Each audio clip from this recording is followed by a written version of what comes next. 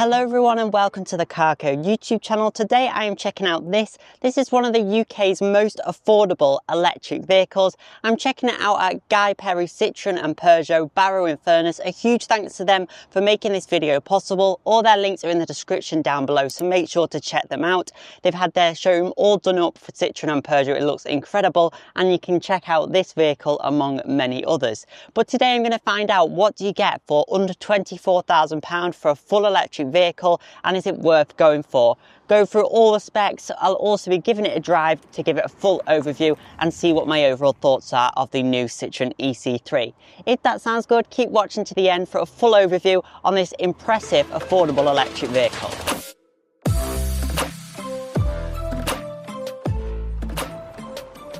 So the face of the e-C3 is very similar to what the petrol model will look like. It's got a very flat face, and then you've got these three style headlights which look really great. We saw this in the Ollie concept, which I wasn't a big fan of, but then in the actual cars it looks great. Citroen have done a good job with their brand identity. You've also got the new Citroen badge, which I wasn't sure about at first, but it has definitely grown on me. I do like it. It's quite proud of place there, and then all the chevron designs here as well, which is great. You don't get any front parking sensors on any trim, but I don't think that's a big deal because you got the rear camera on this Max model and you get rear sensors as standard anyway, so it's pretty easy to park. It's quite a short vehicle as well, so it's not going to be a hard vehicle to maneuver. Really nice simplistic design they've gone for at the front, and I really like it. I think it looks very smart. It's definitely my favorite angle on the vehicle.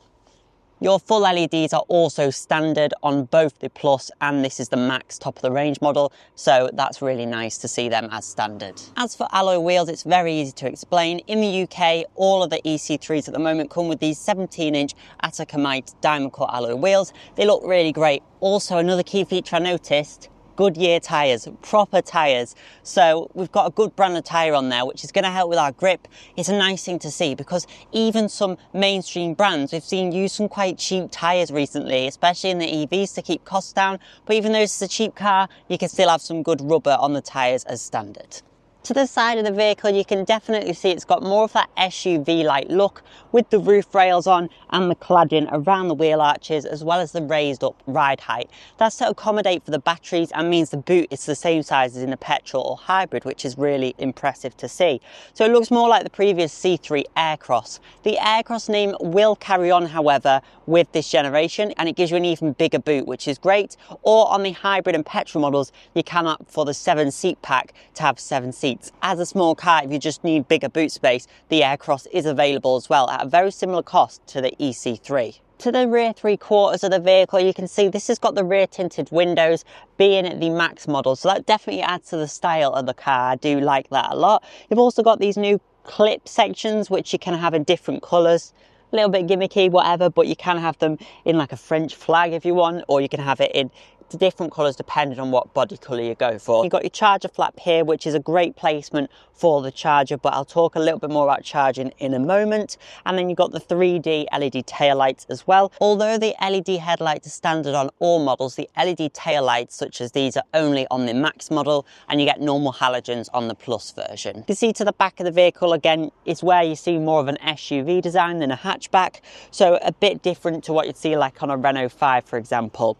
I think it will suit a lot of people though, this, and it gives you more space in the boot, which is a great thing. But I think the front is definitely my favourite angle of the vehicle. I do like though in the roof bars that it says Citroen on there, and that they're in gloss black really looks great on the vehicle. Something you have to pay for on a lot of SUVs to get them in gloss black or even have them at all. Outside, the C3 is available in a choice of 6 different exterior colours. As standard, it comes in Monte Carlo blue with the white roof. That looks really nice. It's a solid colour, like a sky blue.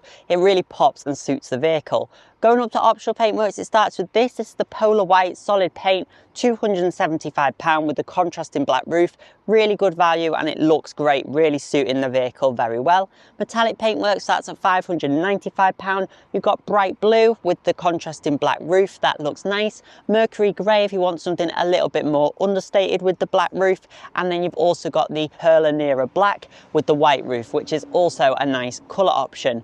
Then you do have your premium paintwork option of of Elixir Red with the black roof. That is £695. It suits the car. Again, it's in quite a lot of the adverts. I'm not a huge red fan though, so definitely go for the white or the standard Monte Carlo blue. I think looks really great. They kind of remind me of kind of like a Mario Kart vehicle, if that makes sense. Just the colours and the fun vibes to it. Cheap and cheerful is definitely what Citroen have done with this vehicle. And talking about money, how much will the e-C3 set you back? Well, the Plus model starts at £21,990, so just under £22,000, and the Max, such as this one, starts at £23,690. So very competitively priced, and you get a lot of car for that money.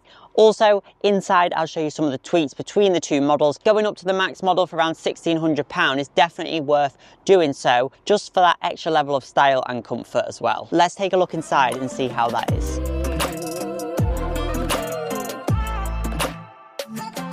There we go. So, inside the e-C3, I'm very impressed. I mean, I am a huge lover of the Renault 5 and I can't wait to test that next month. But I wasn't really expecting this car, so I'm quite excited to see it, and it's hit the UK roads very fast, so well done, Citroen. But inside, it's nice. I wasn't sure about the steering wheel at first. When I saw it online, it is an odd shape, but I am able to hold it quite comfortably, either at 9 and 3 or 10 and 2, absolutely fine. As I say, steering wheel looks quite odd, but it works. As standard, you get this 10.25-inch central touchscreen infotainment display. I'm going to turn that clicking noise off because that's very annoying. That's much better. The screen is obviously facing towards the driver. This car keeps getting better, actually. It's literally tailored to the UK market very well. Your glove box is half a glove box, but it's got some cute Citroens on it, so what does that matter? Of course, you've got wireless Apple CarPlay and Android Auto as well. Your climate control is single zone, so it's not dual zone, but you do have your heated front seats and the heated windscreen, which is quite a surprising feature, especially on this vehicle. Just manual climate control on the Plus model.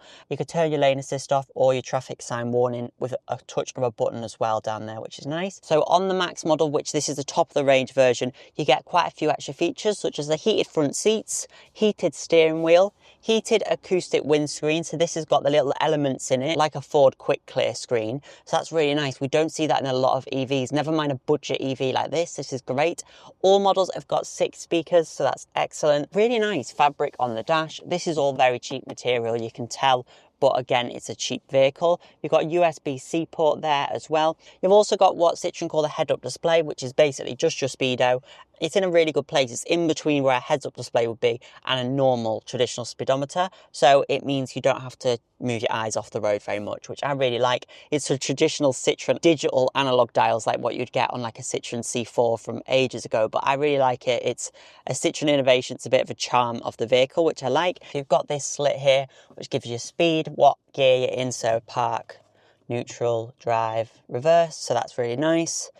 You've got your electronic handbrake, so up there it brings up your speed and your range as well. Battery charge is on there, like on a phone, 65%, it's reading 104 miles, which isn't too bad. It's pretty close to what it's actually claiming. Pop it into reverse, you can see the rear camera comes up as well. So you've got the rear camera, which is on this model. Also, wireless phone charger as well on this Max model. So there's a lot of tech on this vehicle that you wouldn't necessarily expect, especially at this price. This is all gloss black down here. Nicer if it was in like silver or something like that, but it does make it look a bit more expensive because more premium cars generally use gloss black. And you've also got the electronic handbrake armrest, which is nice. It's in this leather material. That's good. And you've got USB-C down there as well. And the seats are these advanced comfort seats, which are really lovely. No adjustable lumbar support or anything, but they're very comfortable indeed. So should be good for long journeys. And it's the smallest car they put these in. So they normally put these in C4s and bigger, but they've put it in this vehicle. It does feel a step above the normal Citroen C3 from the previous one. And I love the fact you've got separate climate controls as well, rather than through the screen like we used to see from Citroen. Also, guess where this vehicle's made? This vehicle is made in Slovakia. So you may think you have to have a vehicle made in China to keep the cost down, but no, it can be made in Europe to a cost and still feel good enough quality. I also really do love this contrasting two-tone seats as well in this Max model. And look at the shape of these headrests. Not only are they quite supportive if you do need them, they're like the Volvo shaped headrests. It looks so premium, so really well done. We haven't had a Euro NCAP safety rating yet for the European e-C3, so we'll have to wait and see to see what that is.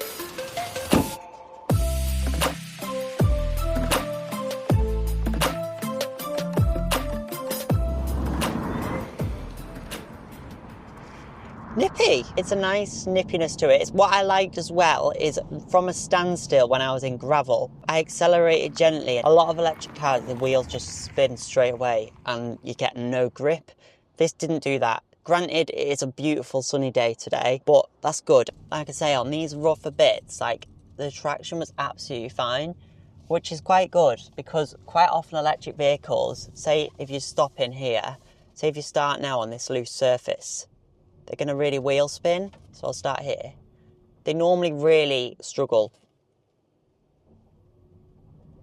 This not at all. Puts the grip down absolutely fine. Now it is dry, it's not wet, so that obviously helps, but it's pretty good. It's just an easy car to drive around town, and the steering wheel, like I say, on photographs and video, I thought I'm not going to get along with that, but in reality, it's easy to drive. One annoying thing is you don't seem to have auto hold, so even though you've got an electronic handbrake, when you put your foot on the brake, it doesn't like hold.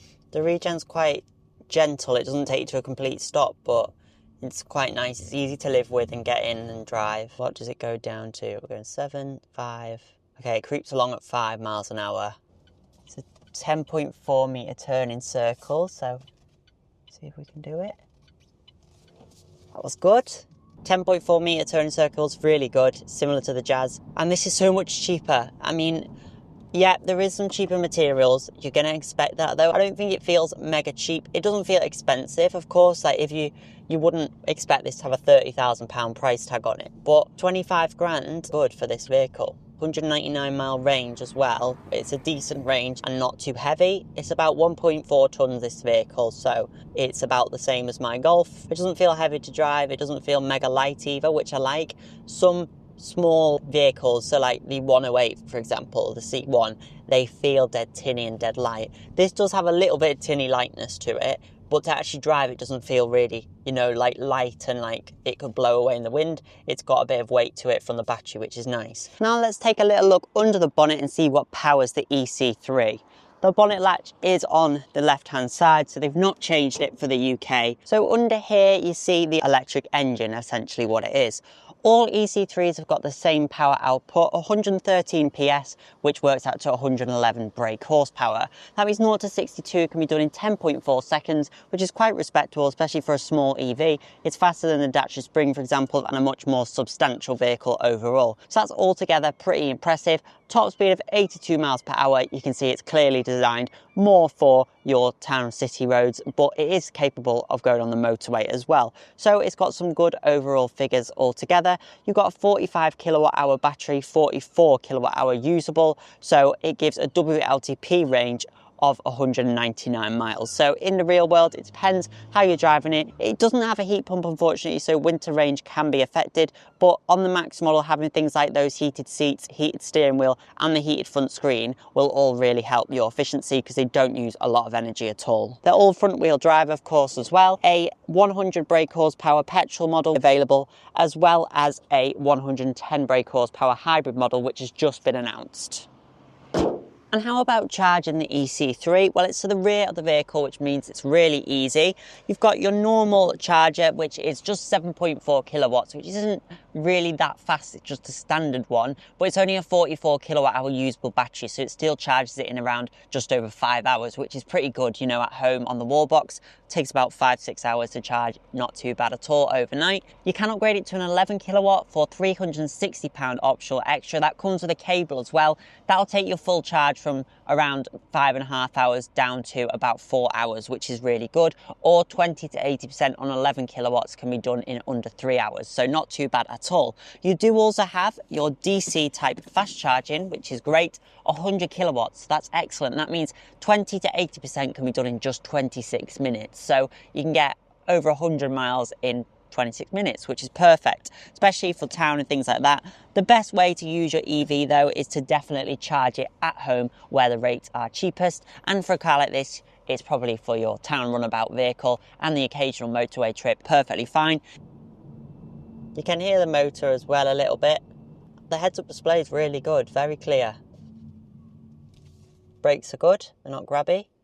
For what it's designed to do, nipping in and out of city traffic like this, aces it. And this is where you're going to get the best efficiency as well. Indicator noise is a bit strange, but it's not too bad. I wish there was auto hold. It just starts crawling forward again. And what does comfort do? Well, comfort kind of dulls your acceleration a bit, and it's meant to reduce the regen. It doesn't make much of a difference. Plenty enough room for your left leg as well with the dead pedal, so they've actually thought about the right-hand drive market for that, which is great, because in some other Stellantis vehicles, especially the internal combustion engine, you don't have any space beside the clutch, but obviously this doesn't have a clutch, so you have a good dead pedal there, which is nice, and lots of knee room, so there's no like encroaching centre console or anything like that. The steering wheel's not bad, and I like that it doesn't block the dials either. It's impossible for it to block the dials, unlike in a Peugeot, so this doesn't have that issue, which is good. That was all right there. The suspension is more like potholes and stuff like that. That's a bit firm, but it's not too bad. And it's got hydraulic bump stops. So on those big bumps like that, where it's got time for all the suspension to do the same thing, it is really smooth. It's just on the little bumps that are a bit more sharp, it doesn't do as good job of covering those ones up. Yeah, I'm very happy with the power delivery. It's nice and smooth. Good acceleration. Especially for this town speeds, like this is perfect. Obviously it's not going to have loads of sound insulation in, so it's not going to be the quietest on those motorway drives, but it's really designed for this type of driving, and this type of driving it does well. You can see you've got the charge gauge there as well that you can put on to see if you're driving efficiently or not. All e-C3s have a manual key as well that you put in, which I actually really like, because then you're not forgetting where you have your key. It would be nice to have a keyless entry though, which is a nice feature, but for a cheap vehicle like this, it's actually quite fun, the novelty. It reminds me of the e-Up. I always quite liked having to turn an electric vehicle on with the key ignition.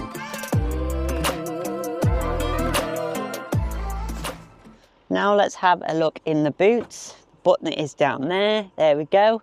Nice lightweight hatch as well. You've got a handle here to easily close it.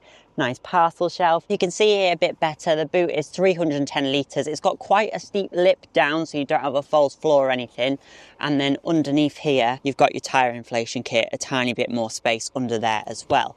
So it's quite a good size for this small SUV. So the boot is quite deep, so that's where you get your extra litres of space from. So it is actually quite practical to fit in a lot there. If you need a flat load bay though, this doesn't offer that.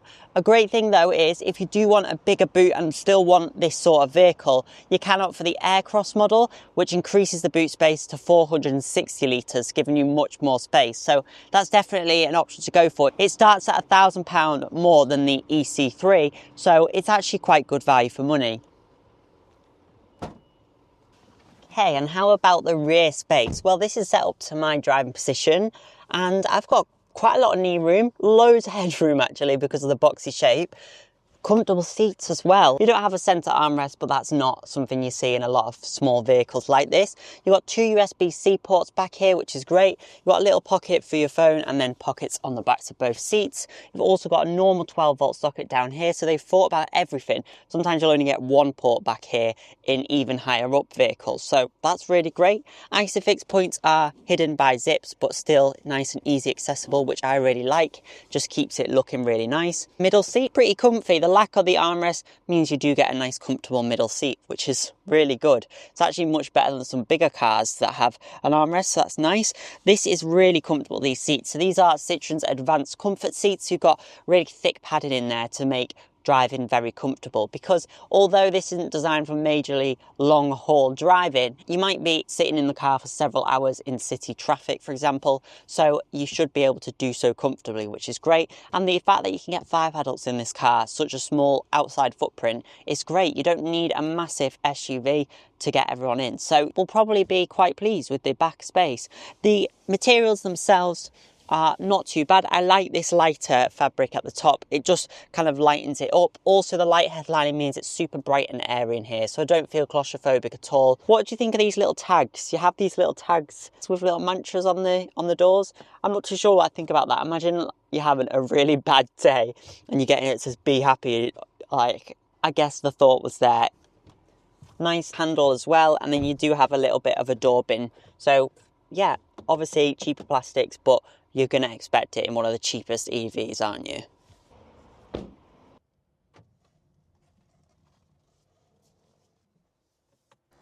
So then, what are my final thoughts on the Citroen e-C3?